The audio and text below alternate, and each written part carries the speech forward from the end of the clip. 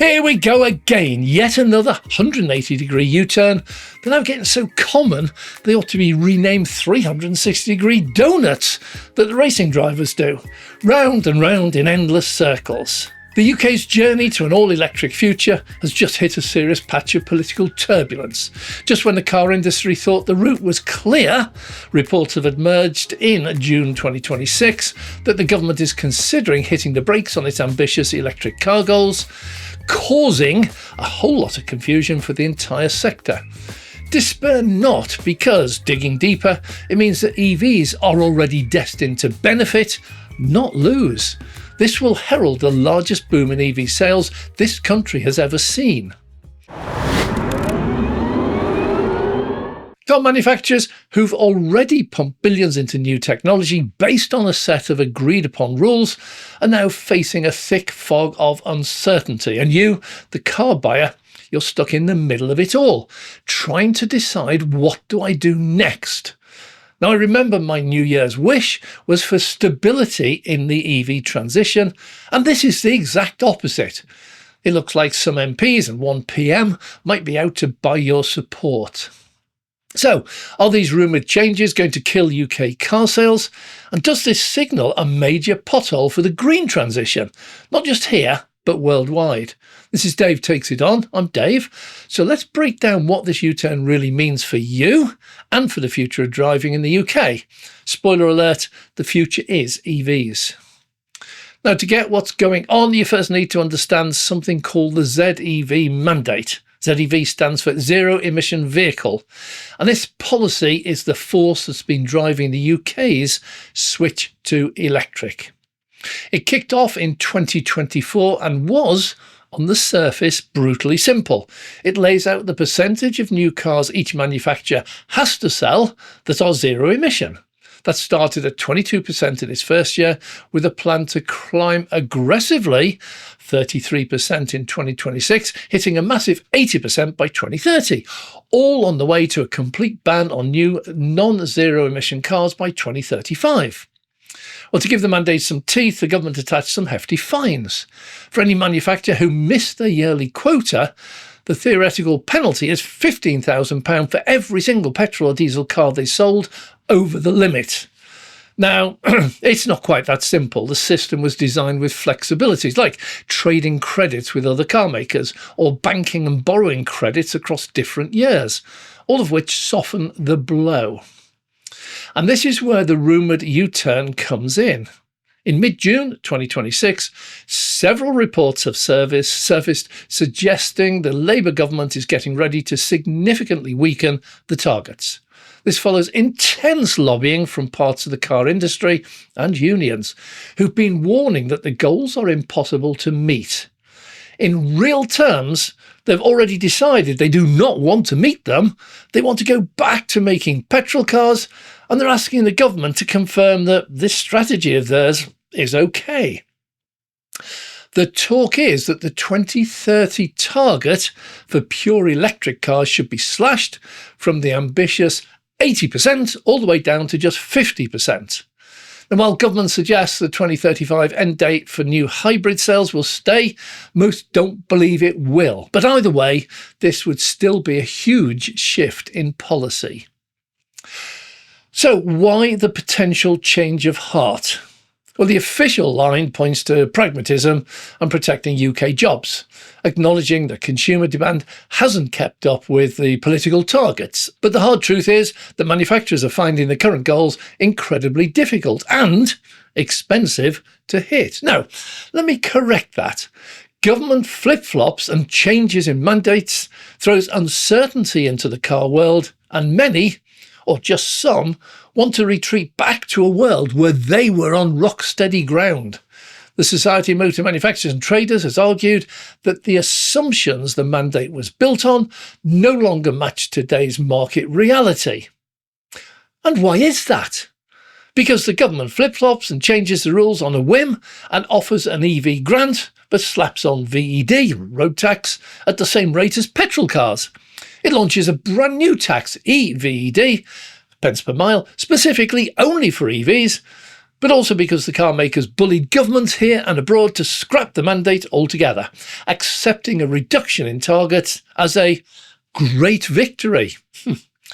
Now, by political contract, China set firm, hard and fast rules, policies, subsidies, grants and tax breaks, all aimed at exactly the same thing that has not changed one iota in 25 years.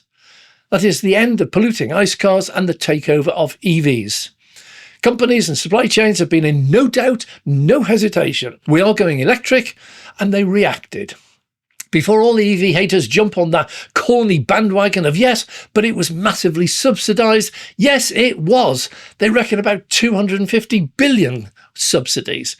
But I call you hypocrite, because over that same 25 years, 2000 to today, in America alone, governments subsidised the ICE car industry by about 80 billion for an AFIP, automotive financing programme, 7.5 billion in low-cost loans to Ford, amongst others, 42 billion in local, state and municipal tax breaks, subsidies, grants and loans.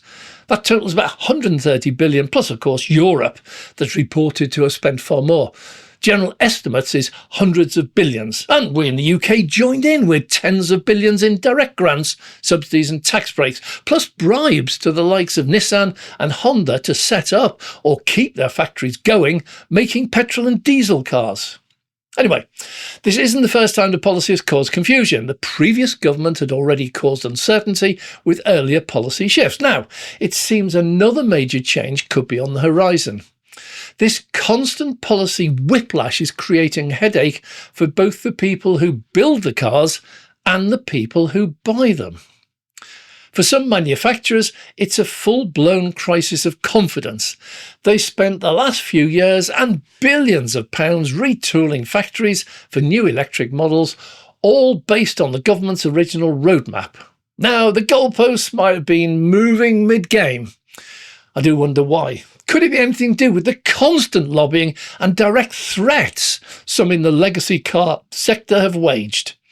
Some haven't, and they've just got on with the transition. To them, this is a kick in the teeth. Others have barely made any effort at all, and to them, they see this as a huge victory. But is it? The world's largest car manufacturer, China, now makes about 40% of the world's EVs. For the home market, over 50% each year are now full BEVs. They are in no doubt whatsoever. EVs are the future, and nothing piddling little UK can say or do will have any impact on that whatsoever. We buy about 500,000 EVs a year. Many of them are Chinese. But the world EV market is growing at a pace that adds tens of millions of new EVs every year. The biggest market outside China is now Asia Pacific. Will not be missed, nor will our decision, whatever it will be, have any impact either. If they export EVs into the UK and they sell, they'll continue. If they stop selling, they'll send them elsewhere. Demand is far outstripping production. Well, some industry leaders are furious. Carlos Tavares, the CEO of Stellantis, and that one owns Vauxhall, Peugeot, Fiat, amongst others, has called the UK's mandate a terrible thing, warning that forcing sales beyond natural market demand could kill the local industry. More recently, he announced a strategic review of the company's UK business model because of the mandate, stating this is a contradiction that the company cannot accept. This kind of uncertainty is toxic for long-term investment. Whoa! That is exactly what it does. A firm, unyielding mandate makes the future far more certain, not less. But you could argue the real victims here are the consumers. If you're thinking of buying or leasing a new car, you're now faced with total confusion. Do you go the whole hog and buy an electric car now, or do you wait? Will prices change overnight? So let's get to the big question. Will this U-turn actually kill UK car sales?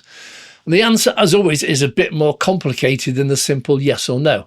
It won't in any way kill the entire car market. People will always need new cars. But what this would absolutely do is change the type of cars we buy in the UK for the rest of this decade, 4 years. And that is not that clear cut. If government policy puts people off EVs, that would surely drive them to hybrids, particularly plug-in hybrids. But no, because government policy has also thrown a spanner into that strategy. First, PHEVs will also suffer from an EV/ED of their own. It's 1.5 pence a mile starting 2028, on top of paying fuel duty every time they fill up with petrol. Double whammy. But the killer is benefit in kind rates. Around 75 to 80% of all sales in the UK are classed as business, and that now includes a rapidly increasing salary sacrifice lease. So up to 80% of all UK EV sales are classed as business. Therefore, all those sales are regarded as company cars. Therefore, they will be taxed as a benefit. Well, EVs will continue to attract the very lowest rates of benefit in kind for the next 5 years, starting at 4%, 26-27, ending at 9% in 29-30. PHEVs certainly won't. In 2026-27, the very best rates for PHEVs with the highest electric-only range, that starts at 7% right now. For many, that rate will be 10%.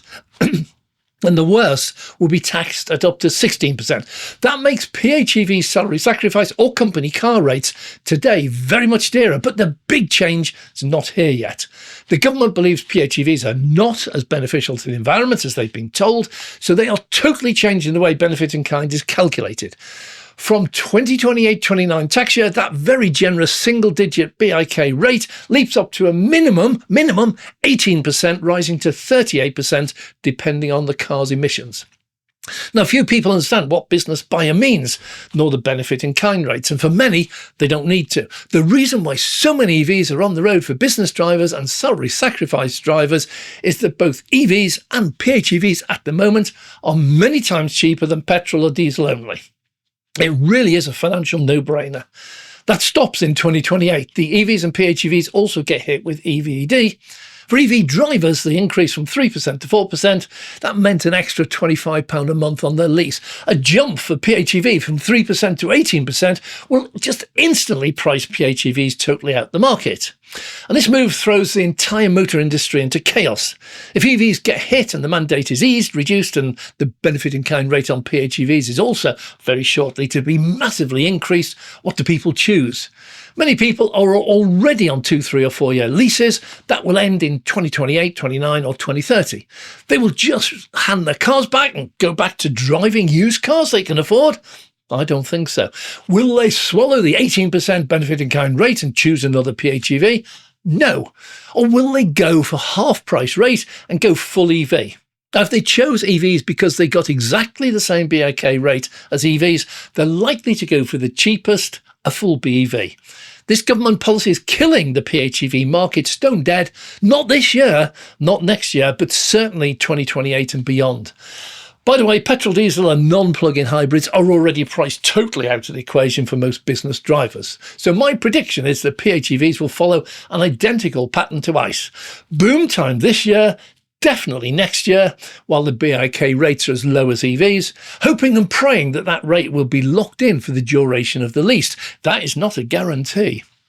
PHEVs will then see an absolutely calamitous sale fall off the cliff for the 80% of drivers who drive company cars or salary sacrifice cars. Finances dictate that by 2028 or 29 at the latest, the PHEV bubble will have burst, forcing buyers into EVs only. The petrol's already out the picture. While that might sound like an absolute victory for EV advocates and the government targets, it spells the almost instant death knell for legacy car makers worldwide. These are the companies that today are begging, pleading and threatening that the EV mandate be reduced or scrapped. And if they get their way, they will embark on a massive switch back to PHEVs to cash in on the current and newly generated future boom. But by the time they actually are fully geared up and in full production, that market will have shattered. 2028-2029 PHEV sales will start that total collapse down to zero, and they'll be left with a massive investment that cannot be recovered and a massive stockpile of PHEVs that nobody is prepared or can afford to buy.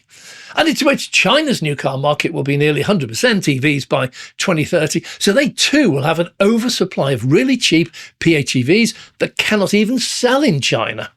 These will be heavily discounted and sent to the UK, Europe and USA all at the same time. In my opinion, the government could have avoided this final collapse of the traditional car makers by just making all sales in new EVs to be 100% EV by 2029, while simultaneously reducing the penalties on ICE car production and making EVs perceived value very much higher by scrapping the vehicle excise duty, scrapping the EVED, pence per mile, and scrapping the expensive car tax right now. They could, as a bonus, end the EV $3,500 prematurely. That'll save probably $1 billion. At least that way, the traditional car makers could transition onto EVs in a very certain future. They could start to build up their EV factories and supply chains, knowing that a massive market will exist for them. In fact, already be booming by 2028, 29 and beyond. If the motor manufacturers want certainty, this will absolutely achieve that. Cancelling the EV mandate altogether will not get them back to a booming, thriving, healthy car industry making petrol and diesel cars. That boat has long since sailed. But the government never listens to me. They will, I fear, learn the hard way. Well, this also brings us to the bigger global picture. For years, the UK has tried to position itself as a world leader in the green transition. Does a huge wobble here help in any way on a global scale? Or would my massive shift to EVs massively increase its standing? And look at industry investment. Which global investment giants in their right mind would choose the UK if they keep on changing their mind, doing 180-degree turns? Or, much more accurately, doing those 360-degree donuts that racing cars do. But what do you think? Forget your wild dreams, wishful thinking. Benefit in kind rates are already passed into law. So in 2028, how many business fleet managers and salary sacrifice customers will choose a car, a PHEV, that is several £100 a month more expensive than going full EV? Will drivers abandon salary sacrifice altogether and go back to driving 3- and 4-year-old low-mileage cars they buy themselves? I'd love to hear from you. I'm Dave.